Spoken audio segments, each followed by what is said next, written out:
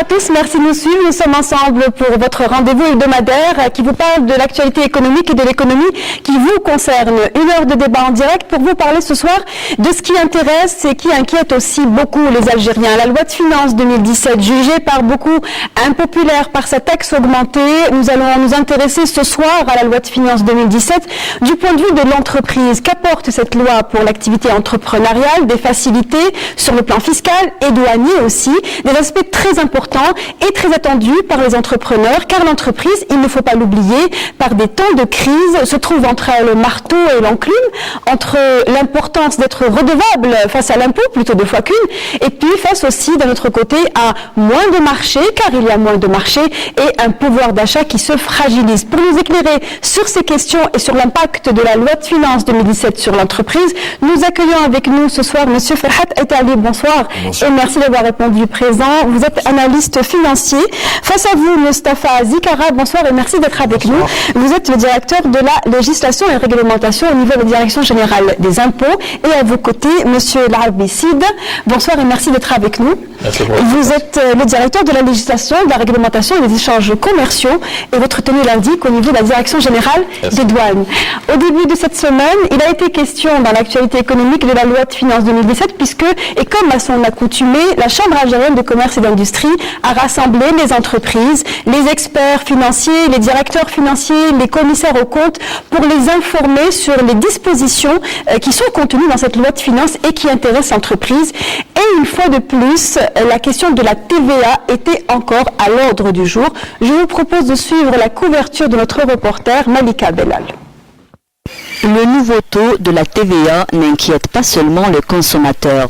L'activité de l'entreprise va devoir, elle aussi, s'adapter aux 2 points augmentés en 2017.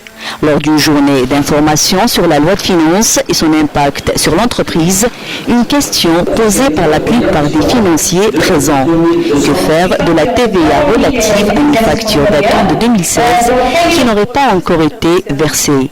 La TVA n'affecte pas les ressources de l'entreprise. Elle est collectée et reversée au fisc. Maintenant, effectivement, le problème ne se pose pas pour toutes les entreprises, uniquement les prestataires de services, parce qu'ils peuvent accorder des délais. Et le fait générateur du paiement de cette TVA au fisc, c'est le fait de la collecter.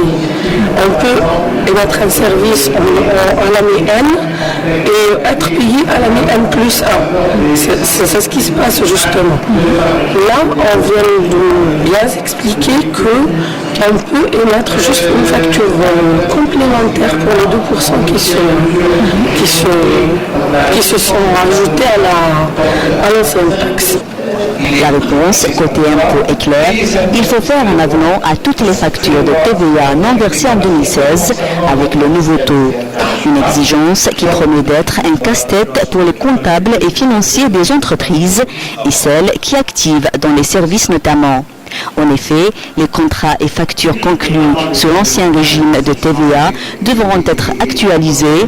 Les opérateurs devront s'acquitter d'une TVA plus lourde.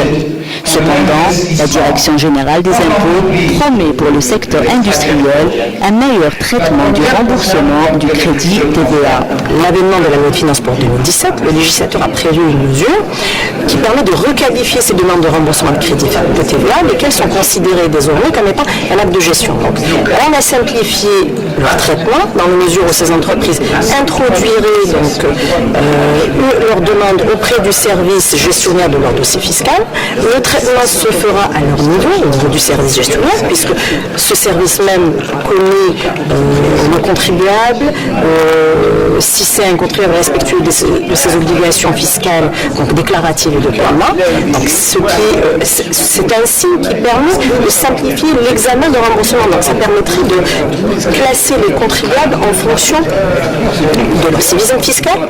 Sur un autre registre, les situations de contentieux avec les impôts étant un problème majeur, la Direction générale des impôts revoit la composante des commissions de traitement des contentieux. Afin de professionnaliser un petit peu ces commissions et de permettre que ces instances délibèrent et émettent des avis d'une qualité assez intéressante, le législateur a revu donc la composition de façon à ce que ces personnes-là puissent réunir une technicité sur le plan comptable, fiscal et bien sûr commercial. La loi de finances 2017 prévoit un échelonnement allant jusqu'à 30 mois des dettes des entreprises et des remises gracieuses des pénalités de retard pour ce qui est de la facilitation des procédures. Actuellement, 60% des opérations de recouvrement fiscal avec les grandes entreprises ont été numérisées, l'objectif étant d'atteindre 100% à la fin 2017. On a vu donc dans cette couverture la vision de l'entreprise sur la loi de finances de 2017. On a vu encore une fois que la préoccupation de l'entreprise, c'est aussi la taxe sur la valeur ajoutée et les 2 points augmentés. Cela semble être finalement un aspect dominant. Finalement, est-ce qu'on, Moustapha Zikara, ne doit-on retenir que cela de la nouvelle loi de finances, la TVA seulement? Normalement, donc, il n'y a pas que la TVA dans cette loi de finances. Il y a énormément de mesures, donc on peut les énumérer au fur et à mesure du débat. Mais bon, quand on parle de la TVA, il faut rappeler que la TVA est neutre pour l'entreprise. Maintenant, la problématique qui est généralement posée ces derniers jours, c'est le passage donc entre les 2 taux, donc le passage de l'ancien taux au nouveau taux, qui inquiète un peu les entreprises. Donc nous essaierons donc d'expliquer au fur et à mesure donc disons la démarche à suivre pour les entreprises. Nous l'avons déjà expliqué, mais bon, il semblerait qu'il y ait encore quelques réticences plus que d'incompréhension, mais on essaiera d'aller dans le détail dans les jours à venir et avec les entreprises. L'occasion vous est également donnée aujourd'hui et ce soir justement dans cette émission. On reviendra à cette question d'actualisation de contrats justement entre 2016 et 2017, mais du point de vue du grand public, est-ce qu'on peut considérer que les citoyens ont raison de s'inquiéter, comme c'est le cas actuellement par rapport à cette mesure liée à la TVA, Farhat Aïtali? Franchement parler, quand on rajoute 2 points de TVA, 2 points sur 1000 dinars, c'est 20 dinars. Moi, ce que j'ai reproché à cette augmentation, c'est que l'administration fiscale, quand elle a augmenté la TVA de 2 points, c'est quand même dans un souci d'améliorer les recettes publiques ordinaires. Les perspectives étaient de 110 milliards de dinars, je crois. C'est ce que compte le trésor public. Mais on a remarqué qu'à partir du moment où on ne maîtrise pas toute l'assiette fiscale, et qu'il y a une bonne partie d'ailleurs de redevables qui sont à l'impôt forfaitaire unique, qui eux n'arrivent pas à estimer leur TVA, de toute façon ils ne sont pas tenus de le faire. Ils vont plus augmenter pratiquement leur prix de vente en TTC, parce que vis-à-vis des citoyens, on ne raisonne pas en hors taxe plus TVA, on raisonne en TTC. Alors tout ce beau monde-là qui va augmenter ses prix de vente en fonction de ces fameux 2 points. Et certains ont avancé plus que 2 points. Ils sont tous couverts justement par cette augmentation. Les récentes augmentations de certains produits de la consommation, en 2016, avant même 2017, elles ont été justifiées justement par une hausse de la fiscalité qui réellement n'a pas d'incidence. Ce n'est pas quand même 20 dinars sur 1000 dinars qui ont une incidence sur le pouvoir d'achat. Le pouvoir d'achat a été plus laminé par une dévaluation de 40% du dinar en 2 ans que ces 2 malheureux points. Ce que vous voulez dire, c'est que les augmentations sont le fruit d'une spéculation et non pas de l'augmentation de la TVA. Mais ceci dit, c'est que ces spéculations sont le fruit de cette augmentation de la TVA, parce que les gens qui la payent en aval, les redevables finaux de la TVA, et ceux qui ne sont pas redevables, ils facturent la même chose aux clients, ils s'alignent plus sur les mêmes tarifs TTC. Alors le bonhomme, il est d'impôt forfaitaire, il a un petit forfait qu'il paye régulièrement, il va payer le même forfait qu'il a négocié précédemment pour 2 ans, mais en s'alignant sur les mêmes prix que celui qui est au réel et qui paye réellement cette TVA. Donc quelque part, le gouvernement a offert l'occasion à toute je ne sais pas, je pourrais dire une fente de commerçants de se faire une belle plus-value sur une fiscalité que lui-même n'a pas réellement prélevée. Voilà ce que je voulais dire. Moustapha Zikara. Bon, techniquement, c'est pas tellement sale. C'est vrai que normalement l'impôt forfaitaire ne va pas évoluer en fonction de ça, sauf à réviser les chiffres d'affaires, et ça se fait donc périodiquement. Et en principe, donc depuis maintenant 2 ans, donc le chiffre d'affaires est déclaré par le contribuable et payé par et l'impôt est liquidé et payé par le contribuable lui-même. C'est-à-dire que s'il augmente, en principe, il doit augmenter sa déclaration et il est soumis à contrôle. En parallèle, il faut noter que les 2 points, dès qu'ils sortent du circuit des redevables de la TVA, vont être un élément du prix et ils vont suivre. Donc même si quelqu'un est forfaitaire, donc il va voir le produit évoluer des 2 points lorsque le produit est soumis à TVA, bien sûr n'est pas exonéré, et là bien sûr il y aura cette évolution donc de prix de 2 points. Mais on l'a dit, on le répète encore une fois, l'impact de cette augmentation de TVA sur les prix au pire des cas devrait être 2%. Ça ne peut pas être plus. Techniquement, ça ne peut pas être plus. Légalement et techniquement. Techniquement, ça ne peut pas être plus, mais dans la pratique. À partir du moment où on dit que notre circuit économique est quelque part vicié par des pratiques qui sont devenues courantes, de fraude assez massive quand même. Quand le chef du gouvernement vous parle de 50% d'économie informelle, il faut sous-entendre que ce segment, lui il dit 50, moi personnellement je n'arriverai pas à l'estimer de manière aussi précise. Mais si on part du principe que c'est 50%, ça veut dire que chaque augmentation de taux sur chaque impôt, la moitié passe de l'autre côté. De ce fameux côté informel, parce que tout le monde s'aligne sur les mêmes tarifs. Il n'y a personne qui va venir vous dire, d'ailleurs, moi je suis dans l'informel, donc je ne vous compte pas la TVA. Mais au regard de la situation actuelle où l'État doit protéger ses avoirs, il est clair qu'il fallait une solution. Il fallait trouver un moyen pour pouvoir capter l'impôt. Maintenant, il a été dit tout à l'heure que l'administration fiscale a augmenté de 2 points. C'est une loi de la République qui a augmenté la TVA de 2 points. Et j'attire l'attention qu'il s'agit d'une étude qui a même concerné des professeurs d'université. Donc c'est pas uniquement l'administration fiscale. C'est pas l'administration fiscale à proprement parler qui est mais là c'est la loi de la République. On a augmenté la TVA. On recherche des ressources supplémentaires. Ces ressources, c'est 200 dinars, au pire des cas, c'est 200 dinars dans les 1000 dinars. Pour un citoyen, qui a un revenu de 20 000 dinars, et s'il doit payer la TVA sur la totalité des produits, alors que nous avons rappelé toute une liste de produits de première nécessité qui ne sont pas concernés par cette augmentation, donc il doit payer les 2%, ça lui fera au maximum 400 dinars, sur un revenu de 20 000 dinars, mais en contrepartie, c'est 120 milliards de dinars qui sont attendus pour les recettes du budget de l'État. Et les 120 milliards vont servir également à financer les transferts sociaux qui, eux, dépassent les 1600 milliards de dinars. Donc c'est de l'argent qui revient pour l'intérêt du citoyen. En premier lieu. Donc c'est soit des investissements, soit c'est des investissements publics, donc c'est des infrastructures, ou bien c'est des transferts sociaux à travers le logement, la santé, la subvention des revenus directement, à travers la subvention des produits de première nécessité, parce que si on dit que le pain reste exonéré, donc il n'est pas concerné par l'augmentation, on rappellera également que le pain est également subventionné. Le carburant est également subventionné malgré l'augmentation. Ce sont des réajustements que vous appuyez réellement pour l'instant. Alors, la Bicide est allé parler justement tout à l'heure des niches. Il y a toujours moyen pour l'informel d'échapper à l'impôt. Aujourd'hui, est-ce que l'État arrive, notamment par le biais de cette loi de finances, à avancer dans l'élargissement de l'assiette fiscale en essayant d'aller vers ces opérateurs qui échappent aux impôts, qui sont dans l'informel? Merci. Moi, je dirais que c'est l'objectif recherché à travers cette loi de finances et les précédentes lois de finances et les autres dispositifs d'amélioration du climat d'investissement.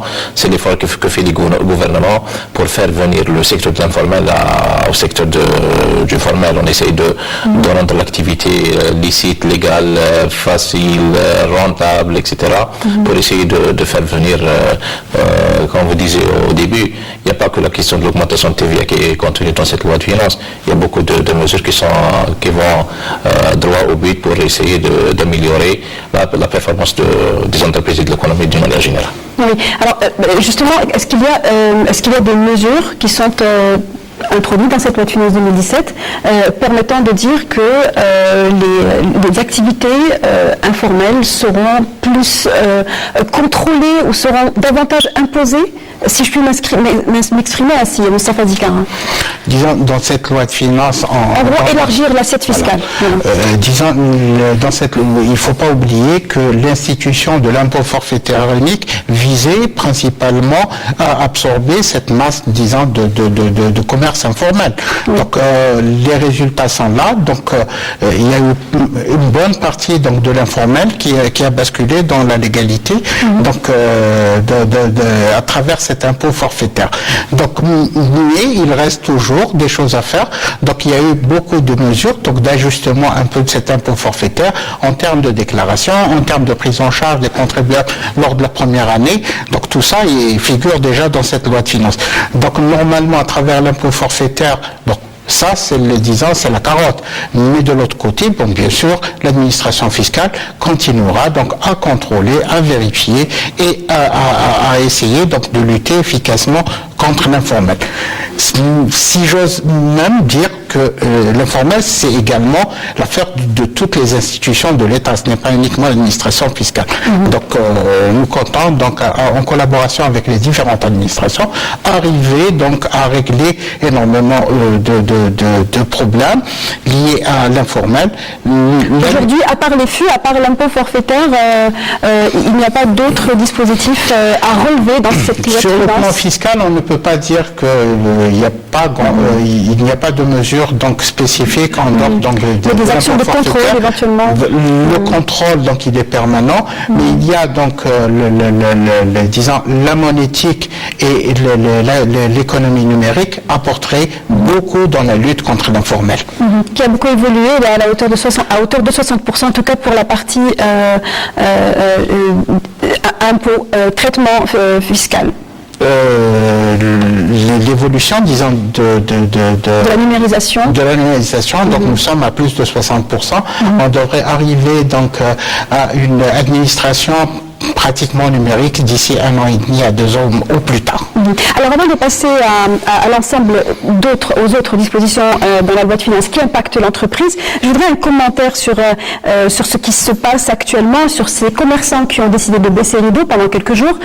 Plusieurs ont retrouvé ou ont repris leur activité, qui parlent d'une augmentation de la TVA qui va donc les fragiliser le pouvoir d'achat. Est-ce que vous pensez que l'impact de la loi de finances est à la mesure de leur action, de l'action de ces commerçants? Non, je ne pense pas. Franchement parler, j'estime même que, je le disais tout à l'heure, que cette augmentation de 2 points profite à la plupart d'entre eux, ceux du moins qui sont au forfait, qui n'ont pas encore réajusté leur déclaration à l'impôt forfaitaire. Donc automatiquement, ils ont les 2 points en cadeau. Et la plupart des gens qui ont fermé, c'est des détaillants, c'est pas des industriels, c'est pas de grandes surfaces. Donc c'est les moins concernés. Le dernier mouvement, je ne le comprends pas. Et on ne peut pas le lier à l'impact de cette loi de finances, en aucun cas. Quels sont les tenants, quels sont les aboutissants ou les motivations exactes des grévistes en question? Est-ce qu'ils n'ont pas été induits en erreur par des messages subliminaux qui leur faisaient passer certaines mesures fiscales comme étant une sorte de monstre qui va les avaler? Mais le gros des commerçants savent pertinemment que de toute façon leur situation vis-à-vis de l'administration fiscale n'est pas tributaire de cette augmentation de taux. À la limite, ils sont plus lésés pour certains par la tape que par une augmentation de TVA qui ne leur incombe pas, parce que le redevable final, c'est le consommateur. Donc, les 3 derniers jours-là, ce qui s'est passé, franchement, sort du cadre de la contestation économique ou de la contestation de la loi de finances en elle-même. Un commentaire à propos de cette question, l'herbicide? Bon, ça c'est pas du domaine de la douane, mais on disait, comme disait l'expert chez Zikara, je pense que c'est un peu, peut-être il y a un manque d'information vis-à-vis du citoyen et des commerçants d'entreprise. Et justement, l'information, on va en donner ce soir sur cette loi de finances. Pour ce qui est de l'entreprise, l'entreprise va devoir s'adapter. Alors, on revient justement à cette question de TVA et de facturation de TVA. Est-ce que l'entreprise, du moins l'entreprise, aujourd'hui se dit faire face à un casse-tête pour s'adapter à cette augmentation de TVA? Est-ce que c'est vraiment un casse-tête ou non, du point de vue de la Direction générale des impôts? Ouais, écoutez, je vais essayer d'être un peu je vais essayer de simplifier, mais ça reste tout de même technique. Donc, nous lions l'application du taux au fait générateur de la TVA. Et le fait générateur, lorsqu'il s'agit donc d'une livraison de marchandises, donc c'est le fait générateur, c'est la livraison juridique ou matérielle du bien, c'est-à-dire soit la livraison du bien, soit la facturation. Donc c'est ça la livraison juridique. Donc le fait qu'il y ait donc un document là pour la livraison. Pour ça, ça ne pose pas de problème puisque donc il y a s'il y a eu donc transaction, la transaction s'est passée avant le 1er janvier. Le problème il se pose dans pour les contrats de travaux publics et les contrats de prestations de services. Voilà. Là, le fait générateur, c'est l'encaissement. Et nous sommes confrontés à cette contrainte où les entreprises, des fois même la prestation continue à se réaliser, mais elle sera réellement, même s'il y a eu facturation, elle ne sera encaissée qu'en 2017. Donc voilà. Donc pour assurer le citoyen, ça s'est déjà fait lors de l'augmentation du taux de TVA sur les tranches supérieures pour l'eau et l'électricité. Donc la première facture qui concerne le dernier trimestre de l'année donc ne sera pas concernée par cette augmentation. Donc l'administration va rappeler le principe déjà arrêté précédemment. Maintenant reste pour les autres, donc si le service ou les travaux ont été achevés et la facturation a été émise, on va voir s'il n'y a pas de contradiction. Donc on colle un peu sur le principe de la créance acquise et rester sur le taux qui a prévalu au moment, disons, de la réalisation et de la facturation des travaux. Voilà. Donc voilà en gros, j'espère ne pas avoir été trop technique. Donc, c'est logique à partir du moment pour le cas spécifique des entreprises de réalisation et livraison de services. Là où le fait générateur est l'encaissement. Si le monsieur l'a facturé il y a 6 mois, il ne peut pas revenir sur sa facturation pour augmenter de 2 points.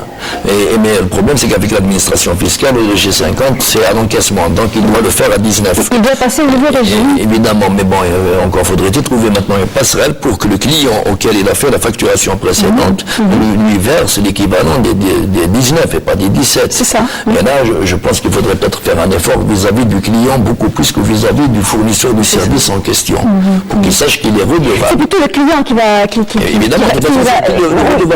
le prendre. Il va le prendre, finalement. Mais est-ce que ce client-là, s'il n'est pas vraiment, je dirais, approché par l'administration pour lui expliquer qu'étant redevable final, les 19% le concernent parce que, quelque part, il n'est pas lésé. Même s'il est soumis au taux des 17% à 2016, mais le fait déjà qu'il est payé avec 6 mois de retard, ça revient quand même un peu moins cher que les intérêts moratoires que pourrait lui réclamer le monsieur. On ne peut pas retarder ses paiements et encore profiter de l'effet des 6 mois passés. Donc on pourrait expliquer ça quand même au client final. Ce n'est pas l'entreprise qui fournit le service de payer à sa place. Mais ça se règle quand même, ça se peut s'expliquer à tout le monde. De toute façon, je vais expliquer. Donc nous sommes en train d'étudier tous les cas de figure. Bien sûr, nous devons rester un peu dans ce qui est légal.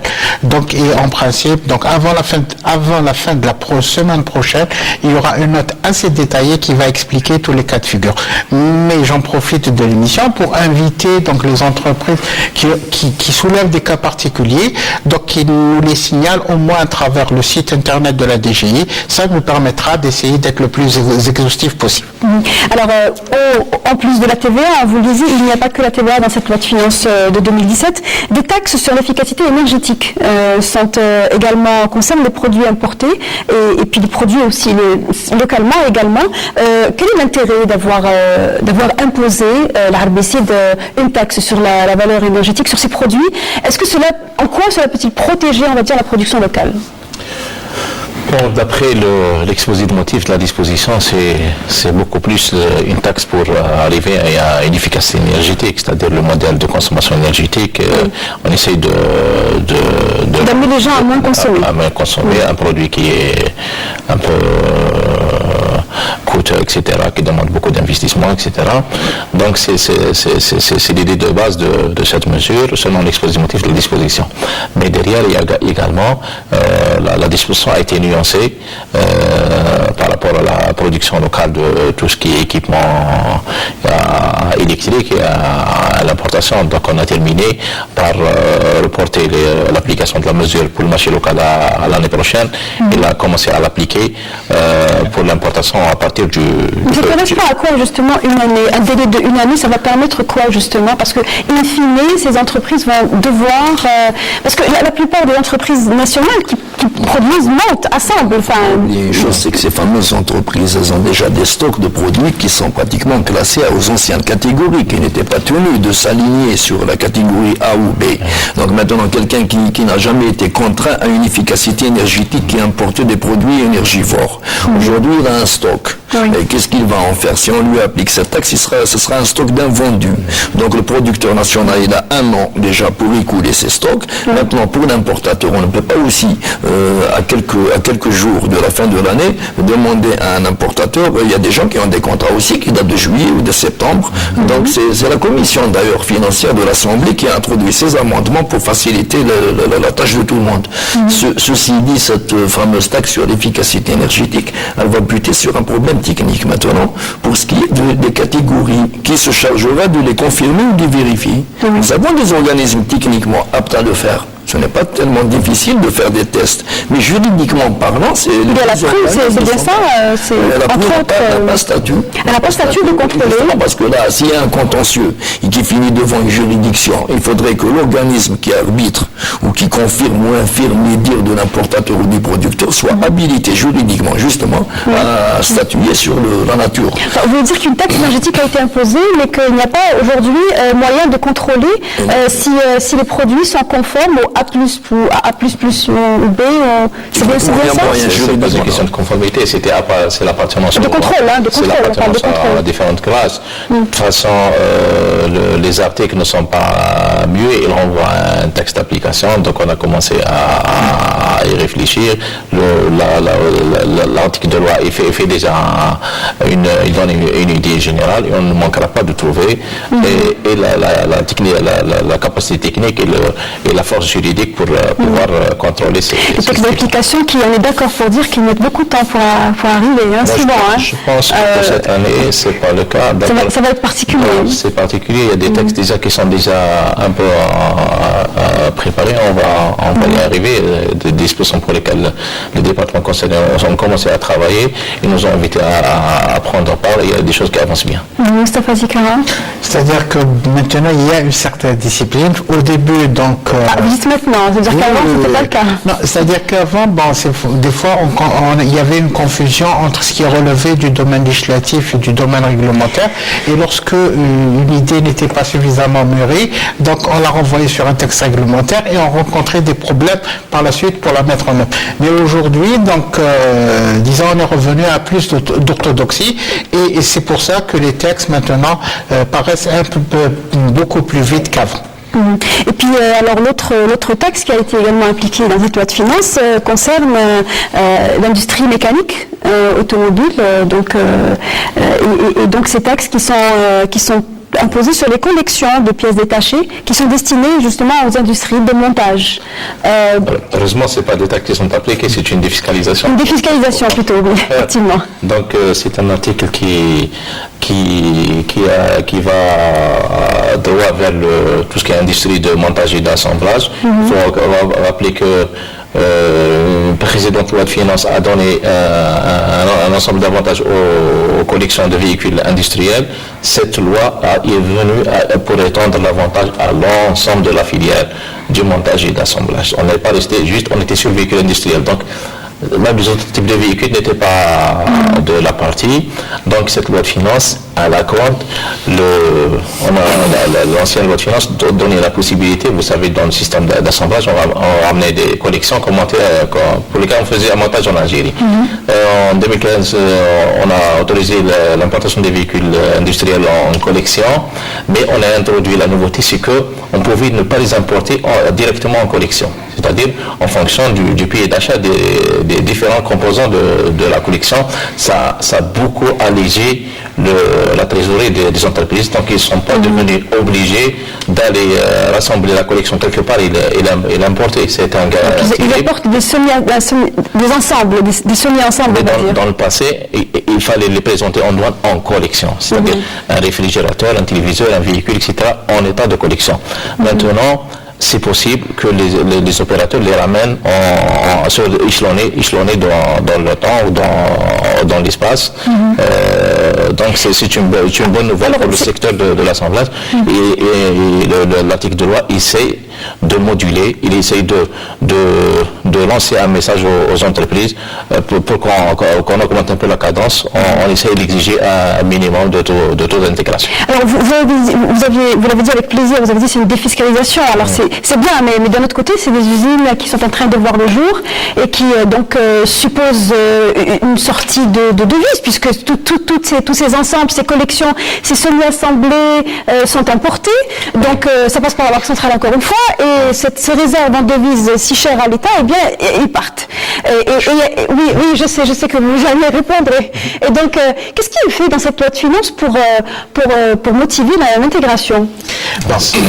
Disons, cet article, il va au-delà de la simple disposition donc tendant à défiscaliser, mais il conditionne également la défiscalisation par, premièrement, donc la création d'un investissement avec des emplois.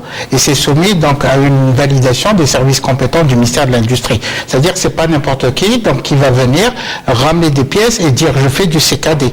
Donc ce sera donc un investissement, des installations, de l'emploi. À partir de là, donc on passe sur une deuxième phase. Donc l'entreprise, donc l'entrepreneur ou bien disons la personne qui va se lancer dans le CKD va s'engager périodiquement à augmenter le taux d'intégration. C'est-à-dire que et ne pas être au-dessous donc du taux d'intégration qui est fixé par nature d'activité par le ministère de l'Industrie. Si bien que comme disait mon collègue, donc monsieur Sidlarbi, donc si bien que le CKD ne va plus à l'avenir concerner toute la collection, mais une partie de la collection, puisque l'autre partie sera de l'intégration.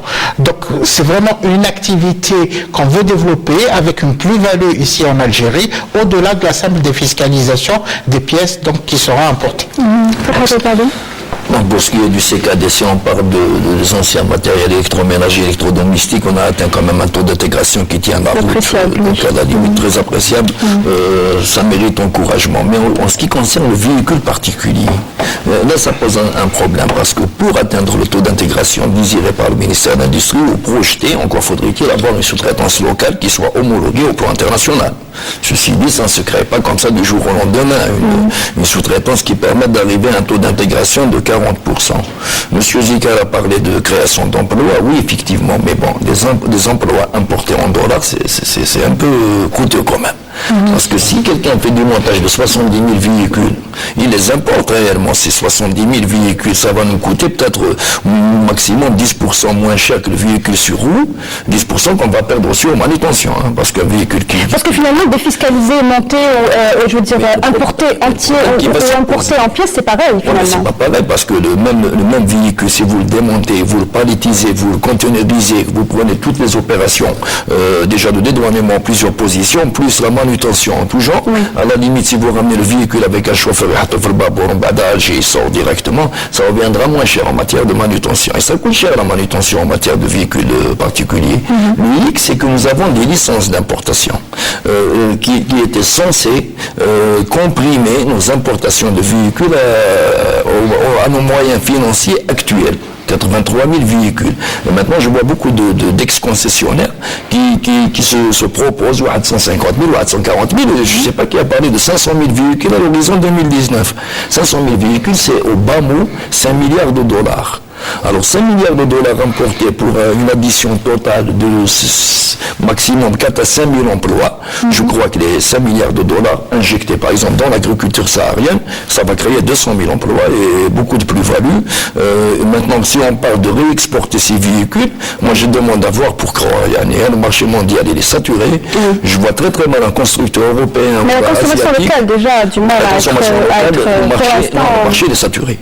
Quelqu'un qui croit pouvoir vendre plus de 100 000 véhicules au cours actuel du dinar et dans l'état actuel des finances des ménages algériens, c'est un rêveur. Mais quelqu'un qui me dit les 100 000 c'est pour ici et 400 000 à l'export, parce qu'en Europe, les grandes marques, elles patinent. Elles s'arrachent des parts de marché et méchamment. Ils ne vont pas s'amuser maintenant avec des pertes de parts de marché, réexporter un véhicule peu compétitif avec un label qui n'est pas tout à fait connu mondialement. La question de label, c'est des marques... déjà, quand il parle d'une 208 turque, il commence à suer.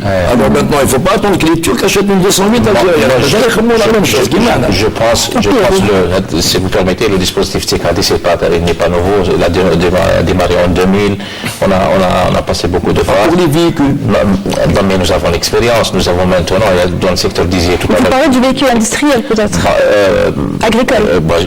L'industrie, tout ce qui est transportation, etc. D'abord, on annonce qu'il n'y a pas que le véhicule particulier, le véhicule de tourisme. Il y a des gens qui font le montage de camions, de tracteurs routiers, etc. L'utilitaire. L'utilitaire.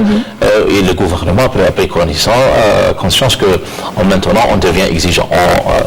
La fiscalisation dont je parlais tout à l'heure, elle est liée au taux d'intégration. Donc c'est des décisions techniques qu'on accorde chaque année. On ne vous renouvelle pas si vous n'avez pas augmenté le taux d'intégration.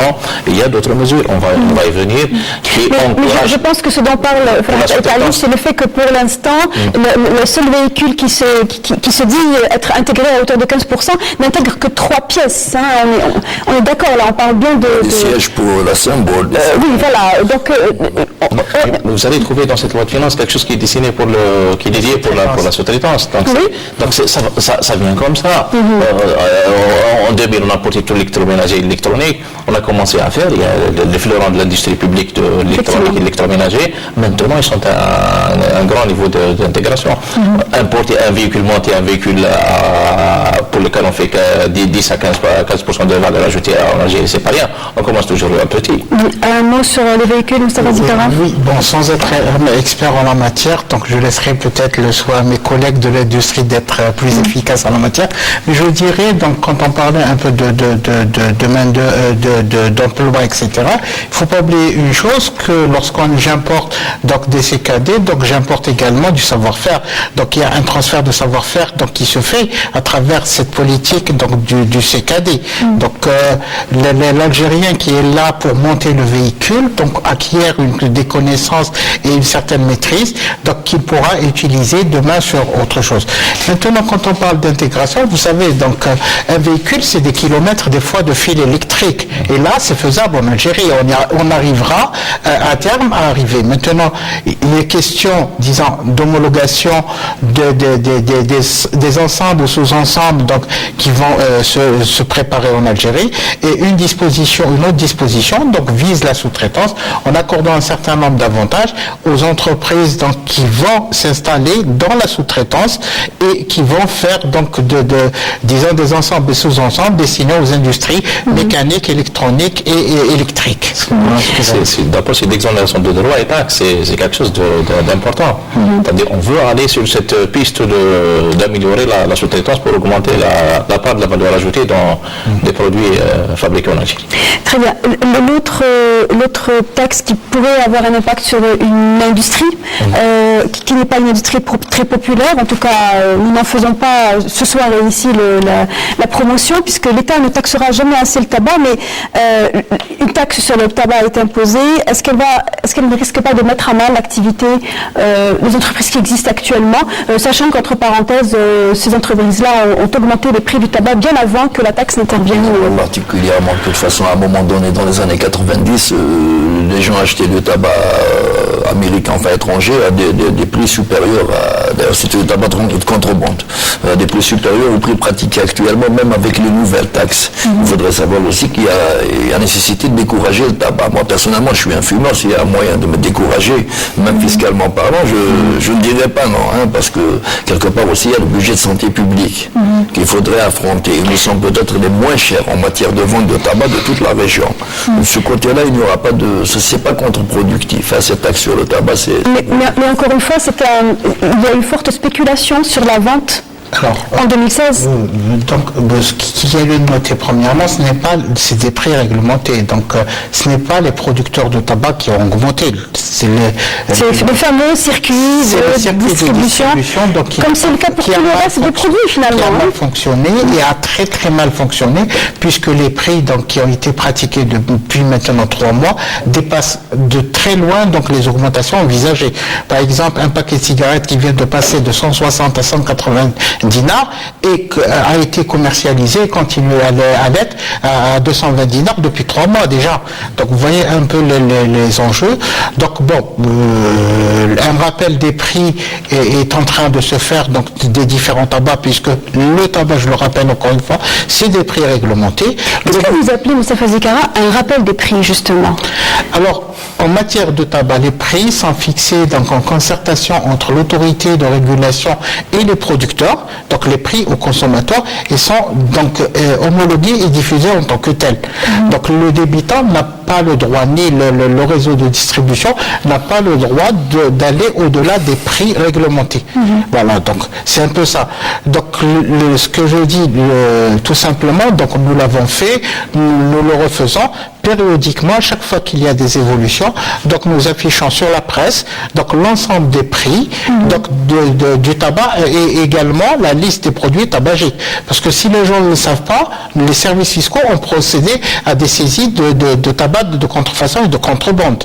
Donc là, il faut que ce soit très clair. Ça s'est passé. Parce qu'il y a réellement une situation qui échappe, semble-t-il, à tous ces augmentations de taxes annoncées ont permis, comme on disait au début de l'émission, ont permis à beaucoup d'opérateurs, si on peut les appeler opérateurs, de spéculer, de ce fait, s'en mettre plein les poches, pour dire les choses simplement. Sur le tabac, j'en conviens, principalement le tabac, donc il y a eu des augmentations un peu trop flagrantes. Donc, il n'y a eu aucune réaction de la part des pouvoirs publics. Nous, à chaque fois, donc il y a eu des instructions qui ont été diffusées. À chaque fois, on a rappelé les prix. Nos services agissent, mais il faudra que tout le monde s'y mette. Donc, ce n'est pas uniquement l'affaire d'administration fiscale. Et il faut que les gens sachent que le tabac n'est pas un prix libre. Donc c'est un prix préalablement fixé. Donc, et je vous assure que les services fiscaux ont procédé même à des saisies donc de tabac pris et mâché et de tabac même des cigarettes. Parce que même à l'étalage, on rencontre des cigarettes qui ne sont pas donc fabriquées localement, qui n'existent pas en principe sur le marché, qui ne devraient pas exister sur le marché. Pour ne citer qu'un exemple, le tabac destiné pour narguilé, donc on le retrouve donc au niveau des buralistes. Donc nos services, à chaque fois qu'ils procèdent à des contrôles, donc font des saisies, mais ils résistent sur le marché, alors qu'ils n'existent pas officiellement en Algérie. Je dirais que le sujet du tabac, la tendance s'est inversée après l'installation de certaines productions en Algérie. Donc comme il y avait les marques qui sont installées en Algérie, ont commencé à produire, d'abord même on assiste à une tendance inverse. Il y a des tentatives d'exporter le tabac d'Algérie à travers certains pays voisins. Moi je dirais narguilé, c'est des choses à... Vous parlez de contrebande ou d'exportation réglementée? Je parle de contrebande. Contrebande, oui, voilà. Oui, parce que, comme je disais, il y a la différence de prix. Donc c'est avec un dinar qui n'est pas trop fort, donc c'est automatiquement on est compétitif sur le marché du voisinage. Sur un autre chapitre, la loi de finances de 2017 a également consenti un rééchelonnement des dettes. des entreprises, donc qui est prévu dans ce texte de loi. Avant de le commenter, avec d'abord une idée sur en quoi consiste ce rééchelonnement et dans quelles conditions les entreprises peuvent voir leur dette rééchelonnée. Moustapha Zikara. Donc, disons, il y a eu un dispositif en 2011 suite à la tripartite où les entreprises en difficulté donc ont bénéficié d'une part d'un rééchelonnement des dettes et deuxièmement d'une remise gracieuse des pénalités. Cette loi de finances est venue, disons, codifier ces dispositions de manière permanente. Donc à chaque fois qu'une entreprise est réellement en difficulté, donc pour sauver donc l'entreprise, sauver les emplois, donc il est possible donc qu'on lui accorde donc un calendrier de paiement, donc un rééchelonnement des dettes sur une période qui ne peut excéder les 36 mois, donc les 3 années, et bien sûr donc assorti d'une remise gracieuse des pénalités donc de retard. Voilà ce qui est proposé dans cette loi de finances et ce pour soutenir l'entreprise. Voilà. Quel regard portez-vous sur cette bouffée d'oxygène, on va dire? D'abord, elle est positive, mais je pense aussi qu'il faudrait peut-être dissocier des entreprises de production, des relations en fonction de leur taux d'intégration déjà national par rapport aux entreprises de prestation de services et aux entreprises de commercialisation de produits importés, et pour essayer de dissocier dans le traitement des contentieux fiscaux. Parce qu'à la limite, une entreprise de production, comme l'a dit M. Zikara, qui entretient de l'emploi local et qui peut même pérenniser une activité, elle peut se retrouver en difficulté face à une concurrence, justement, qui peut être que déloyale d'une entité juridique dénommée entreprise, mais qui n'a pas de charge.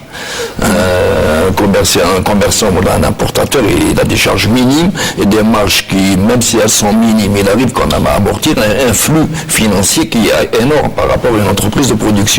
Donc à la limite, il ne faudrait peut-être pas faire bénéficier des mêmes calendriers ou des mêmes avantages des entreprises aussi distinctes. Moi, j'avais à un moment donné milité même pour une fiscalité spécifique, pas en termes d'exonération, mais en termes même à la limite de taux et de modalités de recouvrement entre les entreprises qui sont appelées à pérenniser une activité économique locale et des entreprises qui ont fait des capitaux mais sans rien produire comme plus-value. Je rassure M. Etani. Effectivement, donc déjà j'ai parlé d'une expérience précédente. Dans l'expérience précédente, les entreprises, disons, d'achat-revente ainsi que les entreprises d'importation ont été exclues des dispositifs. Et c'est le même dispositif qui est reconduit. Donc les importateurs ou bien les entreprises d'achat-revente, on voit mal pourquoi ces entreprises seraient en difficulté. Donc puisque la marchandise a été achetée pour être revendue, c'est la même chose pour les importateurs et ne seront pas concernés par le dispositif. Parce que la dernière fois qu'il y a eu alignement du taux d'IBS à 23% pour les deux parties, moi j'étais étonné. Maintenant, il y a eu une redistribution des taux de manière à encourager justement le producteur local. Je préfère ne pas parler de ça, c'est un débat doctrinal. Mais cela dit, c'était une question qui a été finalement redressée. Finalement redressée, à l'époque... Il y a eu un impair, on va dire. Non, je ne dirais pas qu'il y a eu un impair, c'est un débat doctrinal. Donc en principe, donc, à l'époque, quand on avait travaillé sur une unification de taux, on a raisonné que c'est un impôt sur le revenu. Et le revenu ne tient pas compte un peu, c'est un revenu après avoir payé tous les impôts, etc. Donc après avoir éliminé toutes les charges, et les charges pour un producteur, c'est nettement supérieur aux charges d'un prestataire de service ou d'un importateur. Donc c'était dans cette logique qu'on avait travaillé. Peut-être qu'on avait mal vu, donc il s'agissait également à travers un impôt sur le revenu d'encourager l'activité de production, peut-être. Mais je rappelle qu'on avait été également tenu compte qu'un producteur avait bénéficié d'une période d'exonération à travers le dispositif d'encouragement à l'investissement, chose qui ne bénéficie pas les autres activités. C'est dans ce sens qu'on avait travaillé. Et c'est pour ça que je dis que c'est un débat dans une logique fiscale, votre raisonnement tient la route. Mais je trouve qu'on sommes dans une logique exceptionnelle par rapport à une situation exceptionnelle.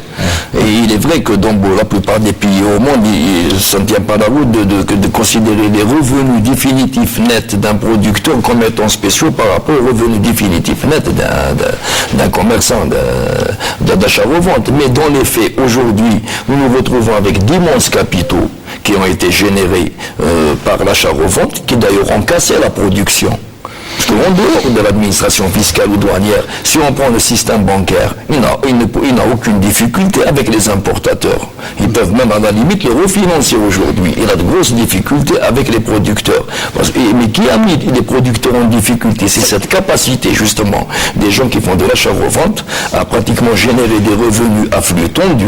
On déclare bien sûr une partie, se débrouiller pour faire échapper l'autre partie. Donc déjà, il est déjà à 12% réellement, parce que la moitié de son chiffre d'affaires n'a pas toujours évident à repérer. Par contre, le producteur, lui, est même difficile, même s'il voulait frauder, et ce n'est vraiment pas évident pour une industrie de suivre le flux. Aujourd'hui, les gens qui sont dans l'achat-revente, c'est eux-mêmes qui dictent. Par exemple, quand on dit qu'il y a défaut de facturation, des fois, des gens sont obligés de faire défaut de facturation sinon ils n'ont pas de clients. Parce que nous avons laissé ce genre de segment-là fructifier leurs capitaux au point où ils travaillent.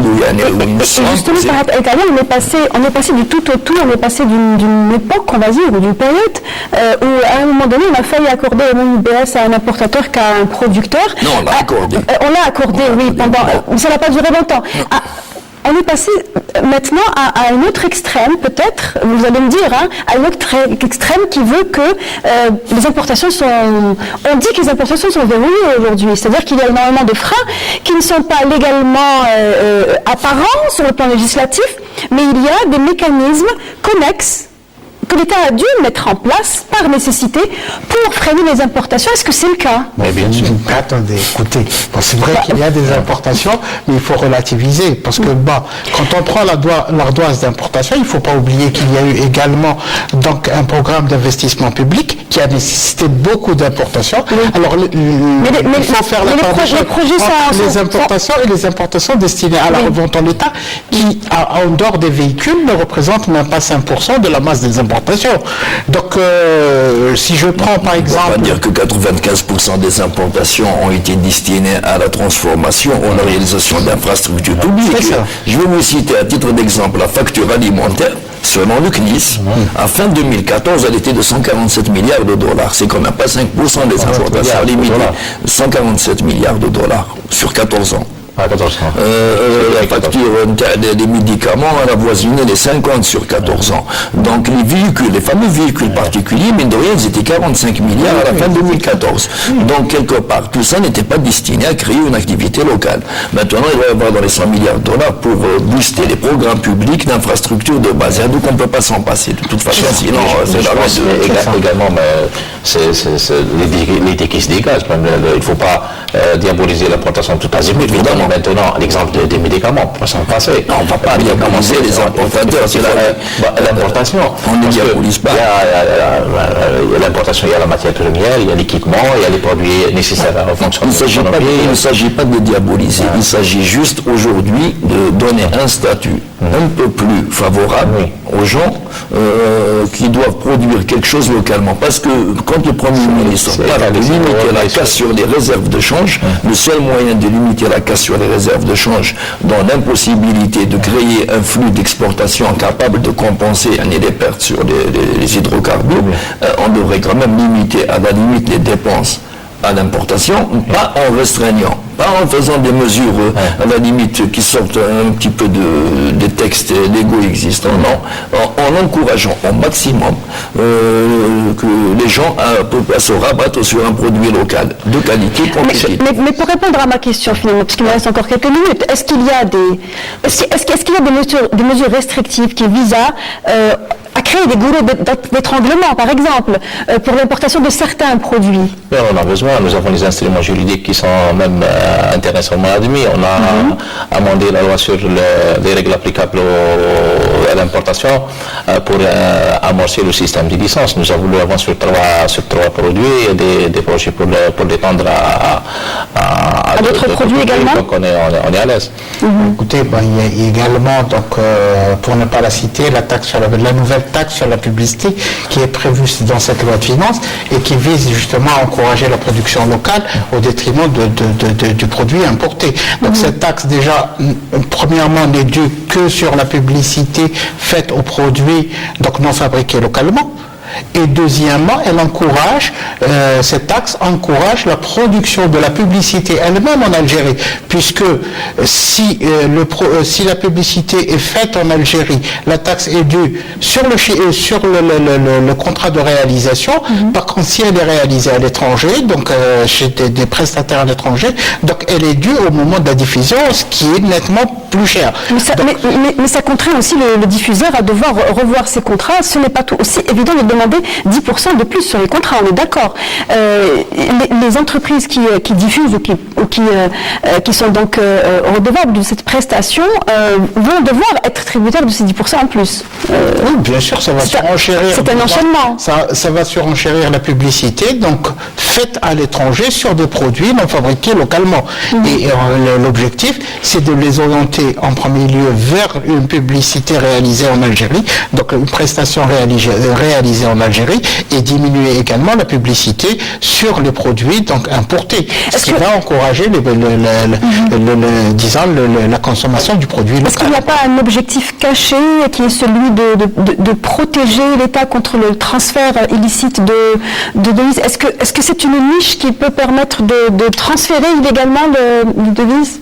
Non, ce n'était pas ce qui était recherché. Ce qui était recherché, c'était principalement les objectifs que j'ai expressément exposés, c'est-à-dire encourager la production de services en Algérie et on veut diminuer la publicité sur les produits importés. Donc sans plus. Donc il n'y avait aucune arrière-pensée. D'ailleurs, le projet de loi était donc approuvé par le gouvernement au courant du mois d'août et de septembre passé, contenait déjà cette taxe dans les termes qu'elle a été votée. Une dernière question, messieurs, avant de clore le débat. Il s'agit des redressements fiscaux dont les entreprises se plaignent toujours et encore.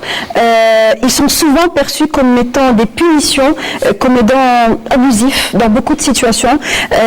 On ne citera pas d'entreprise, évidemment, mais les redressements fiscaux sont souvent très mal pris. L'administration fiscale, d'ailleurs, croule, et là, les cours de justice également, croulent sous beaucoup de dossiers de contentieux qu'ils doivent traiter.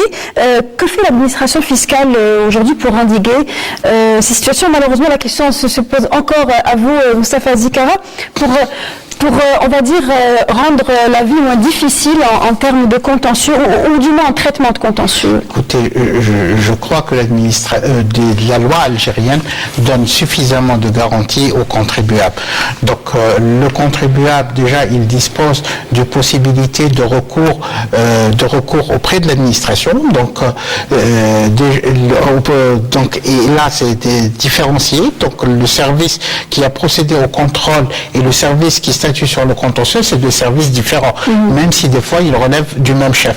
Mais de l'autre côté, il y a des commissions de recours qui, elles, donc, ne comportent l'administration fiscale qu'à titre de représentant. Donc c'est des organes neutres.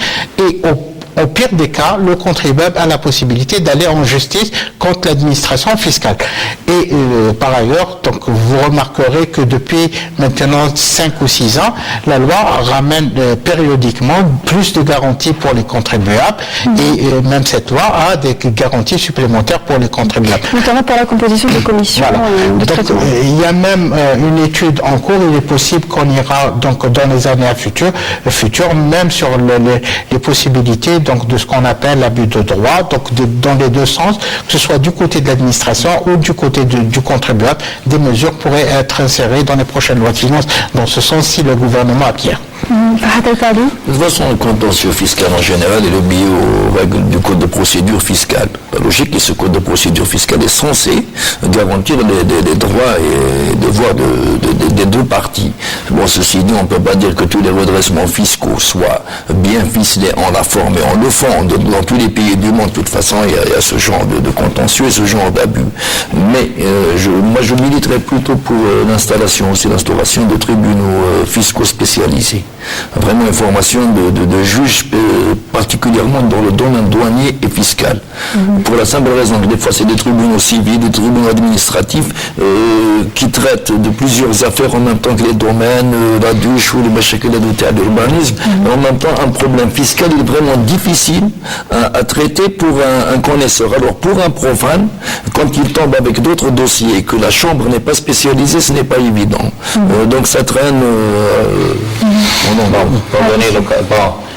Dommage qu'il ne reste pas de temps. Il y a d'autres mesures qui sont contenues dans la loi de finances à l'encontre du profit du secteur de l'aluminium, de l'industrie du tapis. Il y a abaissement du taux de droit de douane sur l'orge qui est utilisé dans la production d'aliments de bétail. Il y a même l'abaissement de la TVA sur les intrants de raffinage et conditionnement des huiles brutes. Donc il n'y a pas que l'augmentation de la TVA. Pour cette question de contentieux, vous m'amenez à parler du contentieux douanier et de là à parler de la nouvelle loi qu'a votée cette semaine l'Assemblée nationale, qui est la loi qui modifie et complète le code des douanes. Cette loi s'insère principalement de cet objectif d'être un appoint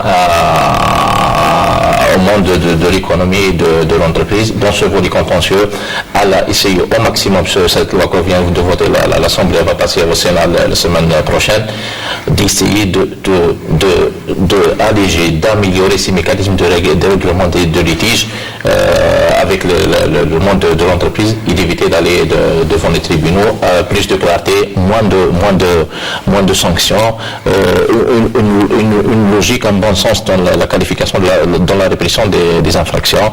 Inch'Allah, une fois que le code sera adopté, on va commencer à vulgariser. À vulgariser et informer également les contribuables, les gens qui sont concernés. Merci à vous de nous avoir répondu à nos questions. On arrive au terme de ce débat. Je rappelle que vous avez avec nous M. L'Arbissid. Vous êtes le directeur de la législation, réglementation et échanges commerciaux au niveau de la Direction générale des douanes. Merci à vous, Moustapha Zikara, d'avoir été parmi nous, d'avoir répondu à toutes ces questions.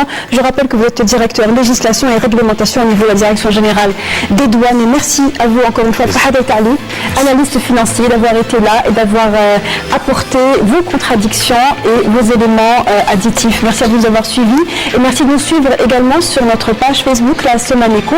On revient la semaine prochaine pour une nouvelle thématique liée à l'économie nationale. Très bonne soirée à tous, à jeudi prochain.